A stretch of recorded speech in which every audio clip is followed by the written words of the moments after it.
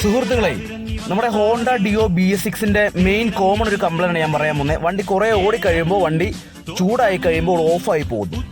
അത് മെയിൻ കാരണം ഇതിൻ്റെ ഈ HT കോയിൽ കണ്ടില്ലേ, നമ്മുടെ ഈ HT കോയിൽ ചെക്ക് ചെയ്യുക ആദ്യം. കാരണം HT കോയിലിൻ്റെ പ്രോബ്ലം ഉണ്ടെങ്കിൽ ഇത് വരാം.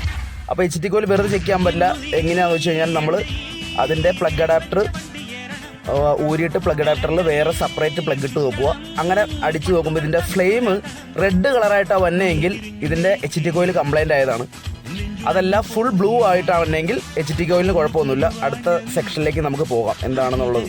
പക്ഷേ ഈ വണ്ടിയുടെ HT കോയിൽ കംപ്ലൈൻ്റ് ആയിരുന്നു.